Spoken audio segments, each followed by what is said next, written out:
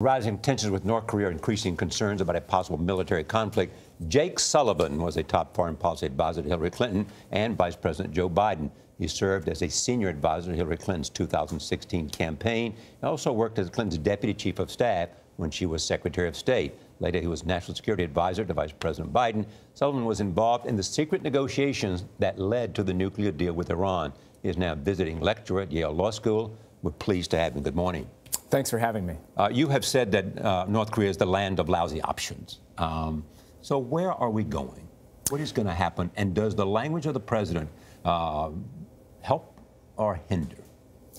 Well, what we need right now is steady resolve, calm, and absolutely strong and consistent leadership. And the problem with what the president said yesterday is it puts all of the attention on the United States and what the United States is thinking, when right now the attention should be on North Korea and building pressure against North Korea so that we can produce a diplomatic outcome. It just doesn't help when our allies and the countries in the region can't tell whether it's Donald Trump or Kim Jong-un who's the crazier one. You have also said in an interesting way that the likelihood of war is not North Korea, but it's Iran. Well, from my perspective, one of the biggest challenges that is not getting the attention that it deserves is the increasing tension between the United States and Iran in the Middle East. Just in the last day or so, you've seen a U.S. jet come within 100 feet of an Iranian drone. The United States has actually shot down Iranian drones. The United States has bombed Iranian-backed proxies in the region. And we're engaged in a silent surge across Iraq and Syria where we're adding troops that are coming into closer proximity with Iranian fighters. So there's a real possibility that this leads to conflict in the Middle East. That doesn't mean that North Korea isn't an urgent problem. But this, when you have a country like the United States that has a presence everywhere and issues to deal with everywhere, you have to look at risks, not just on the Korean Peninsula, but also in the broader Middle East. And we're potentially looking at an October deadline for some form of diplomatic crisis if, as the president has said in interviews, he chooses not to recertify that Iran is complying with the nuclear deal that you were part of. What actually happens if he says Iran's not abiding by the agreement? Well, there's a number of different possibilities if he refuses to certify. They could continue to waive sanctions and stay in the deal if they wanted to. But the whole point of decertifying, it seems, is that Donald Trump wants to get out of this deal. I think that that's a terrible mistake. If you look at what we're dealing with North Korea right now, we are running up against the possibility of having to use military force to stop the North Koreans from putting a bomb on top of a missile. That is not a concern we have today with Iran because Iran's nuclear program's in a box. Why? Because of the nuclear deal. So blowing up the Iranian nuclear deal at a moment when we're dealing with North Korea seems like it is creating a problem that doesn't currently exist. And General Mattis has said about the Iran nuclear deal that he supports it even though he finds some flaws in it. Right. And even President Obama probably finds some flaws in it. I assume that's the thing that he would change. This is the thing about any diplomacy. You're never going to get everything you want. There's always going to be imperfections, and there are certainly imperfections in the Iran deal. But it is a heck of a lot better situation, what we are dealing with Iran right now, than what is happening in North Korea. And the last thing that we want to do is put Iran on a path where they represent the same kind of threat that North Korea does. But at the end of the Obama administration, you and I both know people in that administration who would admit privately now that they missed opportunities with North Korea and that they allowed this to escalate. Why wasn't there a diplomatic option at the time, and what's different now?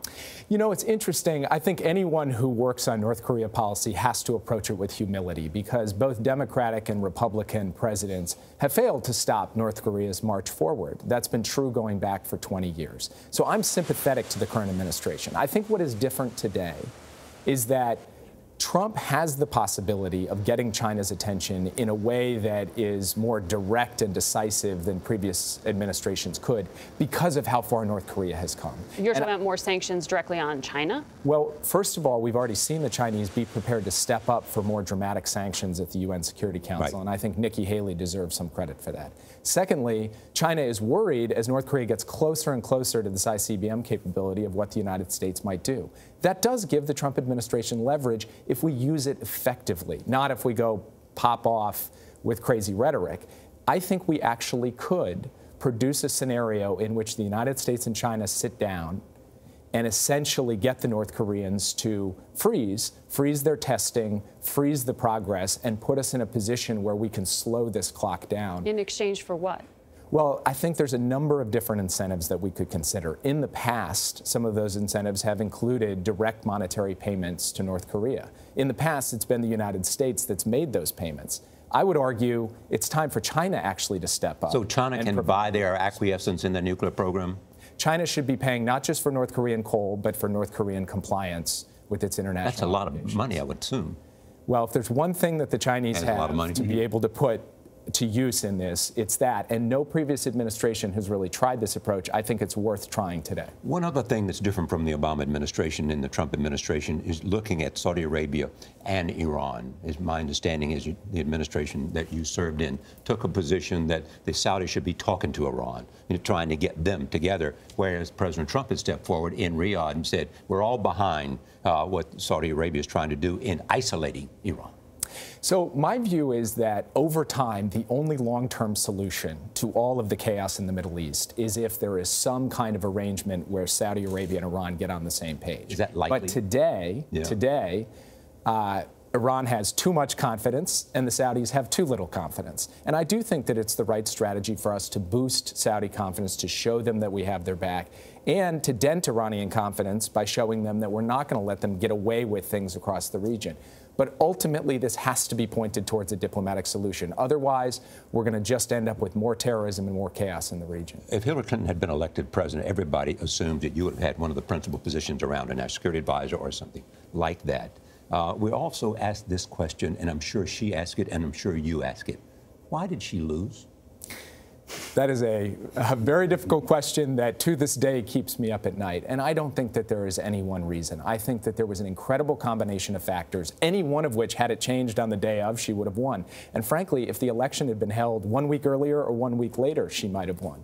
There was a combination of outside factors like Comey and Russia.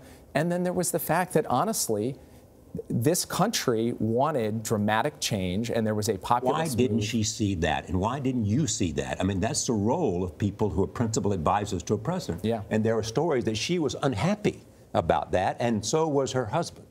So I think the direction of the campaign speaking to those issues. Right. I do believe that we in the campaign were slow to seeing just the sheer breadth and depth of the anger and the desire for dramatic change in the country. And part of that was because you had a president, President Obama, who had actually put the economy back on a solid track, who had a solid approval rating. And so that, and a 2012 race between Obama and Romney that masked some of this. Mm-hmm. So it is fair to say that we should have done a better job early in the campaign in seeing what we were up against and dealing with it.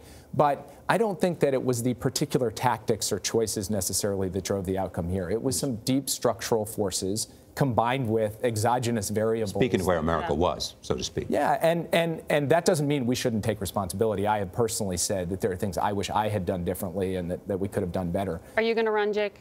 Run. For office? It's possible someday. You pondered it before. Are you going to run? It's possible that someday I'll run for office, but I honestly, genuinely don't have any current plans to do so. And that's from Minnesota or a governor of Minnesota or join Al Franken in the Senate and all that. Well, Amy Klobuchar and Al Franken are two great senators. I hope they stay there a very long time. Thank you, Jake. Thank you. Thank you for having me. Thank you.